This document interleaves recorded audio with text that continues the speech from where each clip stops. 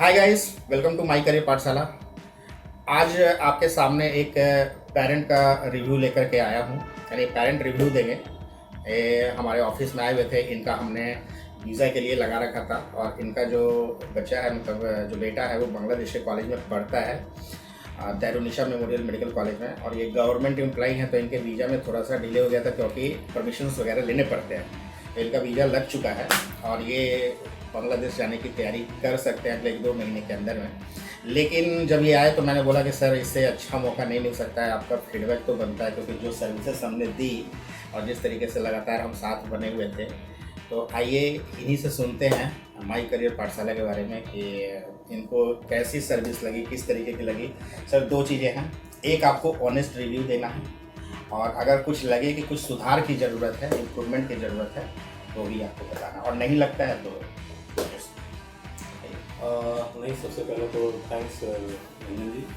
Actually being a parents मुझे थोड़ा सा डर था, क्योंकि बांग्लादेश में जाके MBBS करना बच्चे के लिए थोड़ा सा एक रहता है, पेरेंट्स के दिमाग में चलता रहता है। जो दूसरी कंट्री है तो वहाँ का कल्चर्स, वहाँ का सारा चीज़ जो है वो डिफरेंस होता है। बट जब आपके थ्रू हम वहाँ पर पहुँचे और वहाँ पर जब बच्चा एडमिशन लिया है, तो ये सारी चीज़ें जो मेरे अंदर ये जो क्यूरियोसिटी पैदा हुई थी कि नहीं, ये चीज़ें वहाँ पर कैसा होगा, एडवर्स सिचुएशन है क्या नहीं है। बट आज जब आपसे मैं मिल रहा हूँ, आई थिंक एडमिशन पे 1 महीना होने जा रहा है, तो मैं फुल्ली सेटिस्फाइड हूँ। बिकॉज आपने जैसा कहा था कि वहाँ का जो एटमॉस्फेयर है, वहाँ का जो कल्चर्स है, वो इंडिया से ज़्यादा डिफरेंस नहीं है। और जो एक दिमाग में चल रहा है कि दूसरी कंट्री है, प्रॉब्लम्स हो सकता है, बट बेटे से भी मेरी बात डेली होती रहती है, तो वैसा सिचुएशन वहाँ नहीं है। तो अच्छा एटमॉस्फेयर है, दारुन्निसा अच्छा कॉलेज है जो आपने यहाँ एडमिशन कराया है। वहाँ माई करियर पाठशाला के बहुत सारे बच्चे हैं, जैसा कि होता होगा। हाँ, यस। एक्चुअली चूँकि एक ये भी होता है कि बाहर की कंट्री में आपका जब बेटा जाता है तो वहाँ एक सपोर्ट की भी ज़रूरत होती है, जो मुझे माई करियर पाठशाला के बहुत ही अच्छे तरह से मुझे मिला।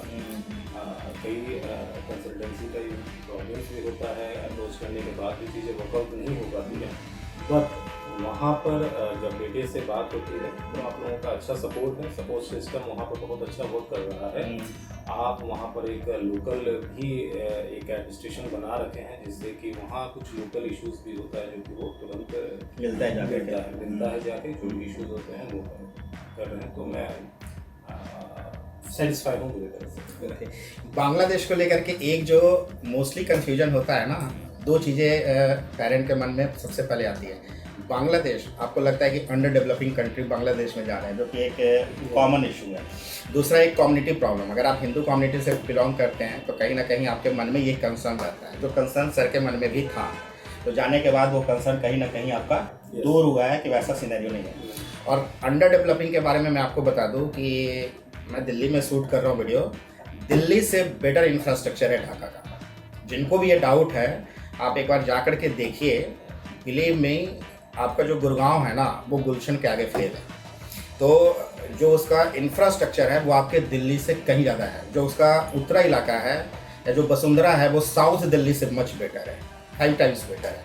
तो आप उसको अंडर डेवलपिंग या उस तरीके से देखने की कोशिश मत कीजिए। और एकेडमिक्स और जो पढ़ाई है वो अपने आप में बेहतरीन है, इसमें कोई डाउट नहीं है। मुझे लगता है कि आपको सर 1 महीने में तो पता चल ही गया होगा। नहीं, बहुत कुछ मुझे जितना मैंने रिसर्च किया, क्योंकि मैंने आपको बताया बीइंग पेरेंट्स का थोड़ा सा एक चलता है कि एकेडमिक सेशन क्या होगा, कैसी पढ़ाई होगी, क्या कल्चर है, ये सब लेके दिमाग में चलता रहता है।